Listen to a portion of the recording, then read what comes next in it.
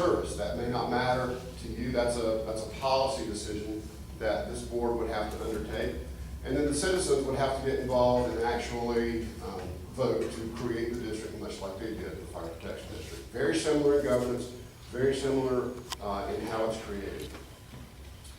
The consolidation of Odessa EMS into the Odessa Fire and Rescue Protection District. This is always a question that comes up when you have an independent district whose response area is very similar in geography and size to the other provider of services, in this case, the Odessa EMS. What would have to happen for this to occur? The residents would have to approve that merger of services into the system. The provision of EMS will be established by the board. The pay classifications of the personnel would have to be melded at some point, because right now you have, in essence, civilian EMS employees versus fire protection personnel. Fire protection personnel fall under a different pay classification schedule under the Fair Labor Standards Act, which EMS personnel do not fall under. So there would be some issues in melding the pays and classifications of operational personnel. The cultures of the organizations are very different. Although they are in the same building right now, some of them actually work for both organizations. There is a cohesiveness right now that does exist, but as with many organizations, firefighters are firefighters, paramedics are paramedics, EMTs are EMTs, sometimes there can be clashes. It's not to say it would not work. It most certainly could. And over time, you wouldn't be able to tell what two organizations originally existed. The rank structure as well would have to be developed that would give equal rank to both types of personnel, at least initially, fire and EMS. But again, that is something that could be worked out over time through the merger agreement. And the fourth option that exists for how to deal with EMS in the future is slightly outside the scope of this project, but from our perspective would make the most sense, and that will be a county-wide EMS system funded by the county. Now, that could be a county-wide EMS district. It could be a number of districts that are contracted with the county to provide service, or it could be simply a government-operated third service provider. During our interviews with personnel here, we understood that Odessa is not the only city experiencing these troubles and having questions about how to fund EMS and how to spread and distribute the cost of these services to all the residents that are being provided services, especially those that are in incorporated areas. If Odessa is having this problem and two of the other providers in the county are having this problem, maybe it's time to have a larger discussion with the county officials on we need to ensure that everyone is paying their fair share for services that are being provided by all of these various organizations. So from a recommendations and findings perspective, it's pretty clear cut. You're getting excellent, quick, competent service provided to the citizens, not just within the city, but throughout the entire response area.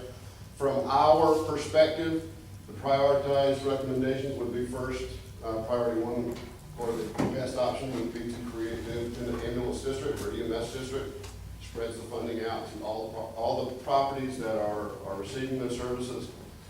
If you don't want to go that route, the status quo with changes in how billing and collections are done would sustain and change the tax burden that remains after all the revenues are brought in. A broad consolidation throughout the county is always it needs to be a discussion that takes place with policymakers. And then last but not least, the consolidation into the Fire Risk Protection District. The only reason that is last is because the other three options, while it does keep things separate from the fire protection districts, it maintains the cultures, it maintains the working relationships, all those other operational issues that are going on between these organizations that are working so closely together now would remain. This would just keep the organizations separate. Because merging EMS into the fire protection district would in essence create an EMS district within the fire protection district. A separate EMS levy would have to be created to support that system. So there are a lot of other steps that would have to take place for that to occur. But those are your four primary options in regards to the provision of EMS into the future, and I will be glad to answer any questions that you might have in that regard.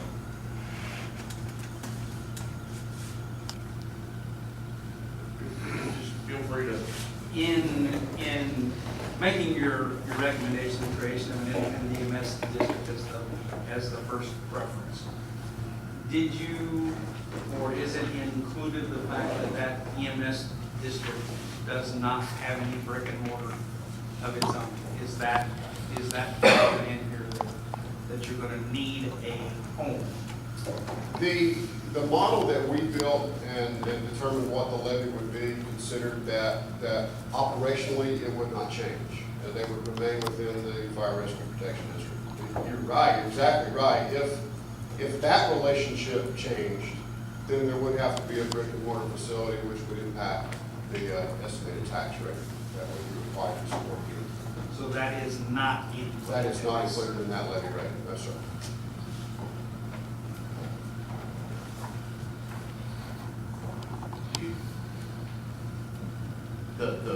They're combined with the fire district right now.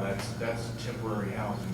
They have an actual station that's not being used. Correct. Okay, that's why the brick and mortar question might be important. Although we didn't talk about it in the presentation, we did review the capital facilities that are in place currently, both occupied and unoccupied. Would not recommend reoccupying that facility without some significant renovations. Can I ask why that wouldn't fit the study then?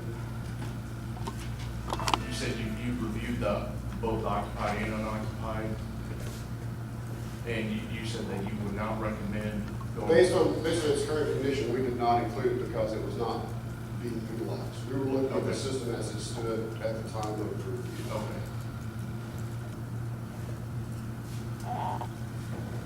Feel free to ask as you have questions.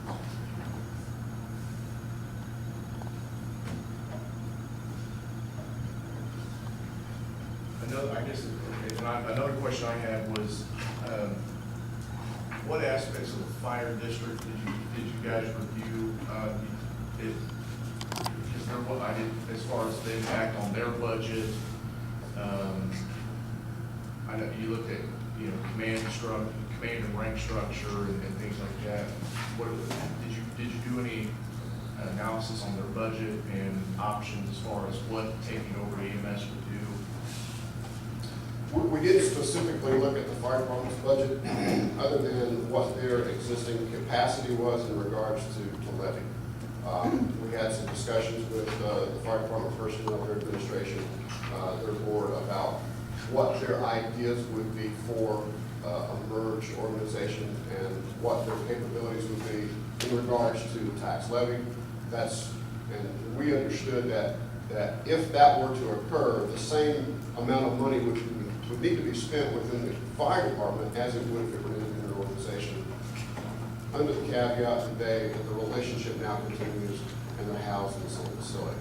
So from a cost perspective, the only difference in what we recommended or estimated as the levy amount would come into play in regards to the overtime provisions of FLSA. We did not get that far into the analysis just because we were unsure as to what the impact would be and how the organizational structure would be set up if that were to occur.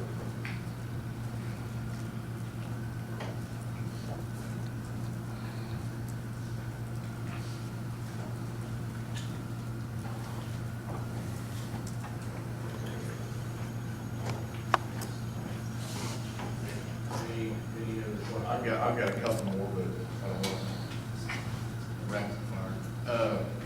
Director Dillon. I've just, lately gotten into starting to look at this kind of thing, and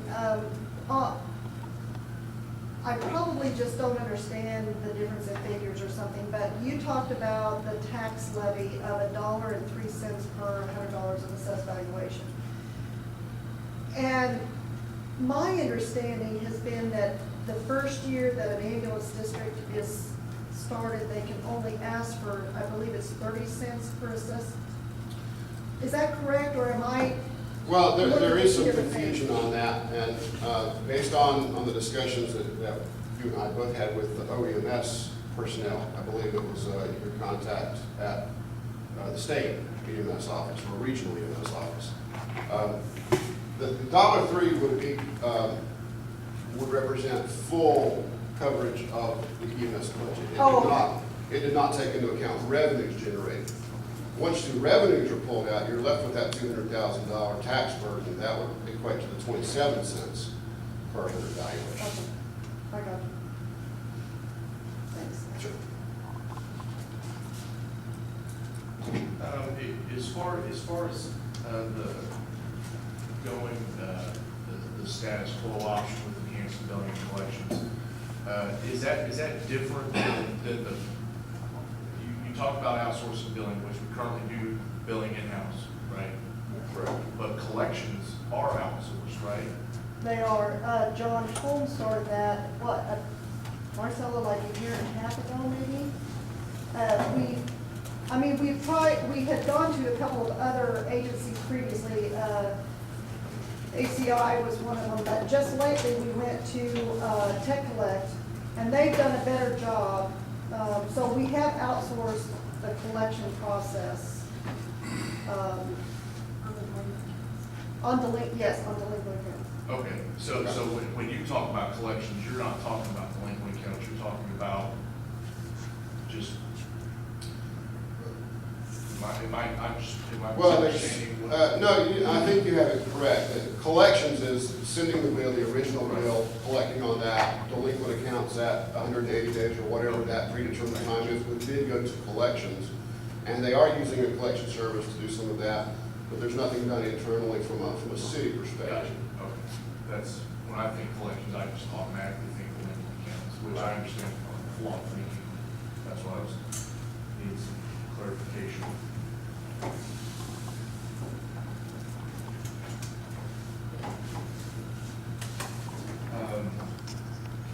If, I've had a couple of people ask me, what are we gonna do with this information?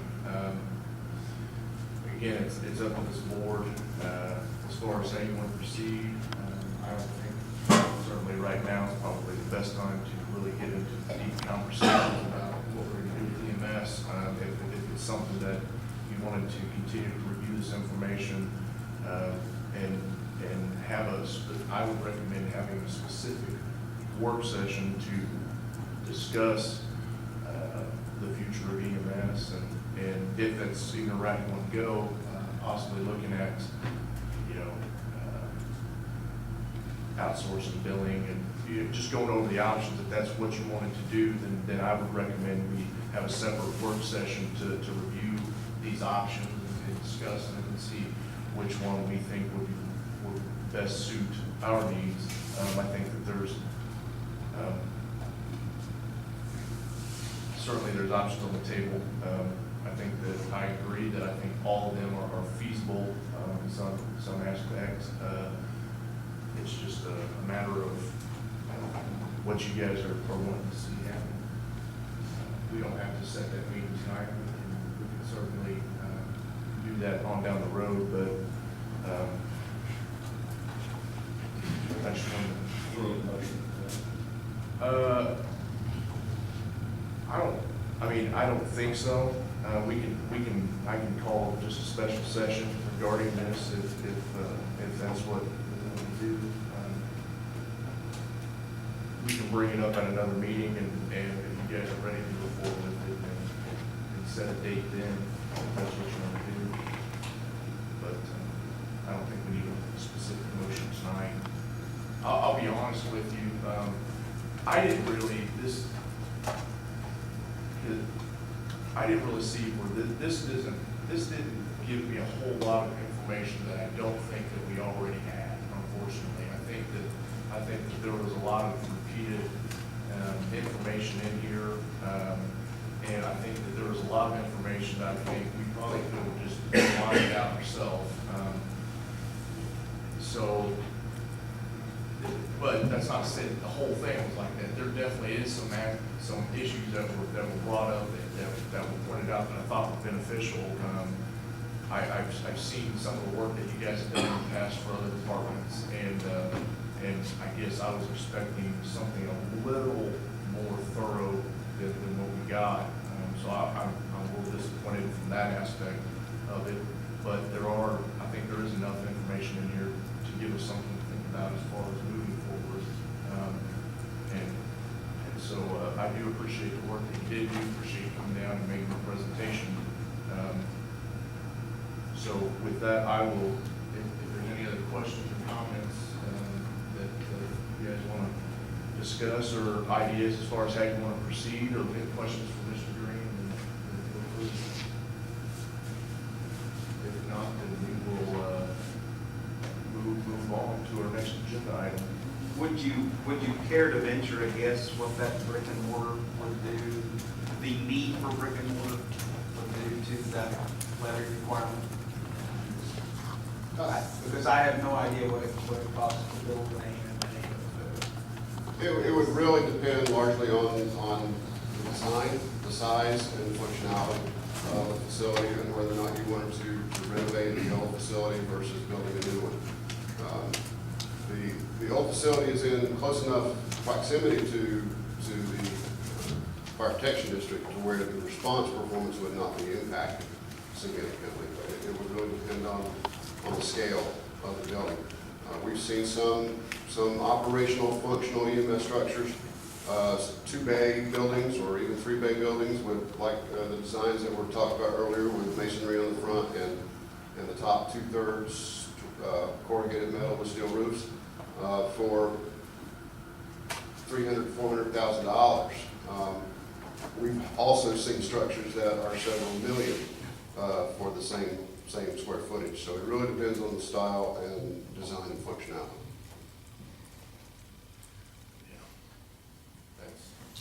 So there's some pretty ridiculous ambulance stations out there. Just, I mean, fire stations, they need to be big and expensive. Ambulance stations, They just need a farm, right? Thank you, Mr. Mayor. Any other questions? Ruth Ann, did you have anything that you wanted to add, or did you have any questions about the presentation or anything? Since you're the, I give you the. I definitely think that it's helpful for us to look at this in the perspective of,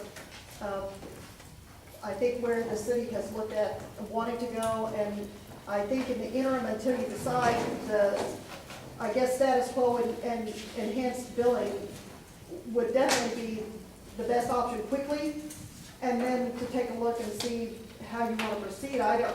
Because I don't know if you go ahead and get, a group outside of the city then to try and take charge of this and create an ambulance district, or how you look. I've never done that before, so I don't know how difficult that is to look at that.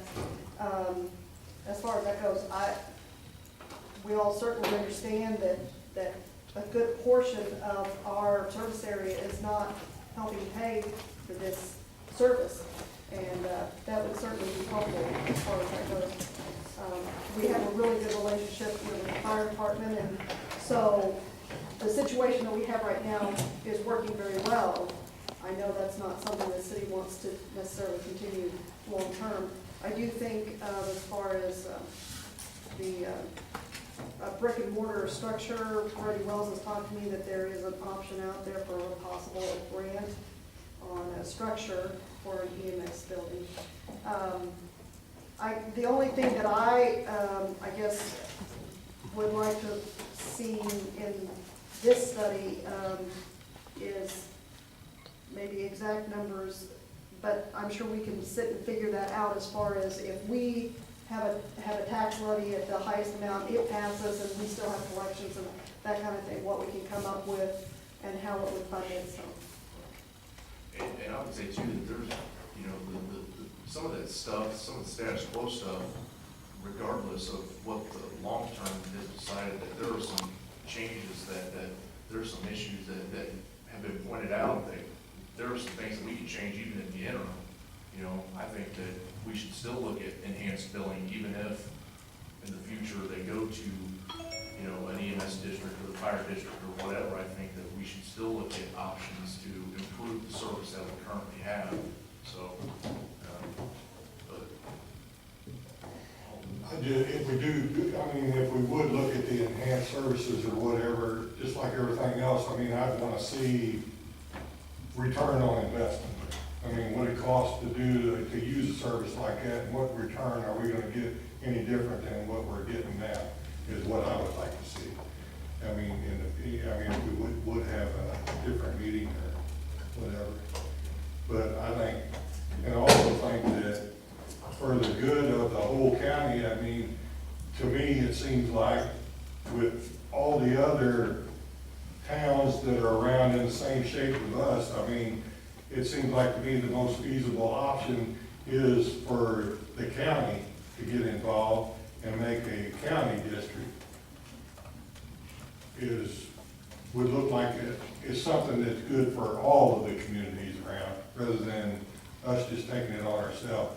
But I'm sure that would take someone at the county to take it by the reins and organize it, which I don't know if we can get that done or whatever, but it seems like to me for the total whole, if you had the more people you get together, the more revenue there's gonna be, is what If you guys don't have any objections to it, if the board doesn't have any objections to it, then I would like to, work with, the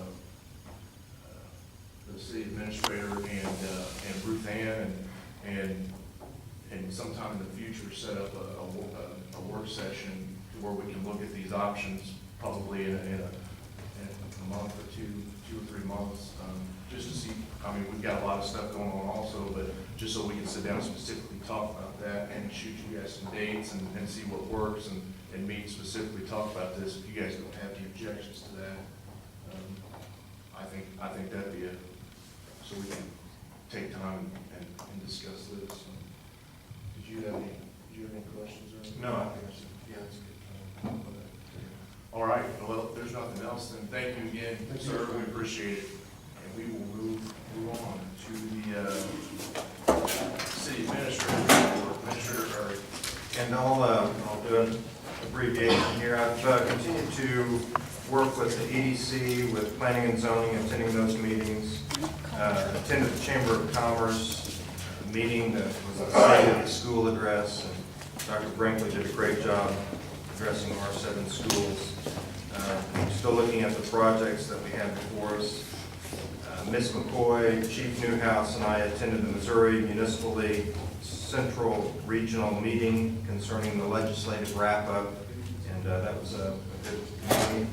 Last Friday, I met with Dr. Jim Kotz from Missouri State University. He's part of the Public Affairs Department there, just to begin to build relationships with that school, and I think that could open up some opportunities for us in the future as far as everything from internships to some other maybe strategic planning with that school.